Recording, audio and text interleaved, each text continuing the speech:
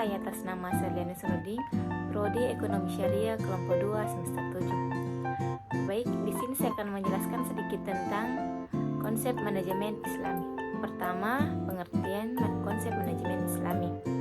Secara umum, pengertian manajemen Islami adalah pendekatan manajemen yang berdasarkan prinsip-prinsip Islam yang mengelola bisnis dan organisasi dengan keadilan, etika, dan landasan nilai-nilai Islam. Definisi manajemen Islam yang beragama hasil dari berbagai literatur ditemukan pengertian manajemen Islam yang dapat dilihat berbagai macam.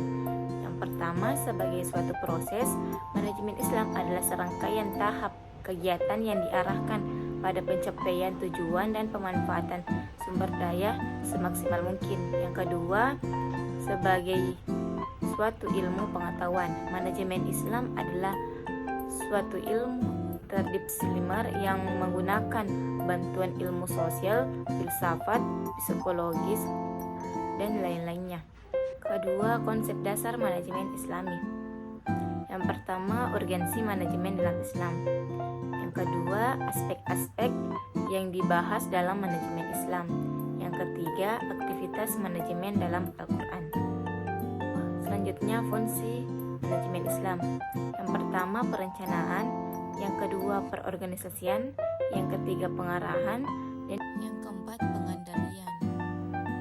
Selanjutnya, tujuan manajemen. Yang pertama, memaksimalkan aktivitas dan efisiensi.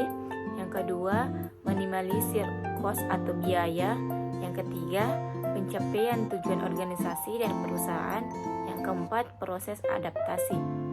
Selanjutnya, konsep investasi dan hubungan manajemen dengan investasi.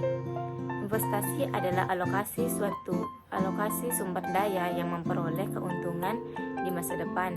Hubungan antara manajemen dan investasi sangat erat. Manajemen investasi berperan dalam beberapa aspek. Yang pertama, pengambilan keputusan investasi. Yang kedua, manajemen risiko investasi. Yang ketiga, pengelolaan investasi dalam perusahaan.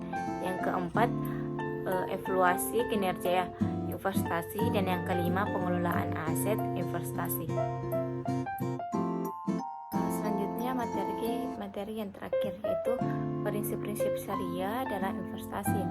Secara umum, fatwa DSM UI mengatur bagaimana memilih investasi yang dibolehkan syariat dan melarang kegiatan yang bertentangan dengan prinsip syariah dalam kegiatan investasi dan bisnis. Yaitu yang pertama, maisir, yaitu sebagai kegiatan yang melibatkan perjudian dari pihak yang memenangkan perjudian akan mengambil taruhannya. Yang kedua, gharar, yaitu ketidakpastian dalam suatu akad, baik mengenai kualitas ataupun kuantitas objek akad maupun mengenai penyerahannya. Yang ketiga, yaitu riba, tambahan yang diberikan dalam pertukaran barang-barang ribawi dan tambahan yang diberikan atas pokok utang dengan imbalan menanggulan imbalan secara mutlak. Yang keempat, batil, yaitu jual beli yang tidak sesuai dengan rukun dan syariat atau ketentuan asal pokok dan atau sifatnya, atau yang tidak dibenarkan oleh syariat Islam. Yang kelima, bayin mandum, yaitu bagaimana jual beli atas barang yang belum dimiliki. Yang keenam, yaitu ihtikar, membeli barang yang sangat dibutuhkan masyarakat atau barang pokok pada harga saat mahal dapat menimbun dan tujuan untuk menjual kembali pada saat harganya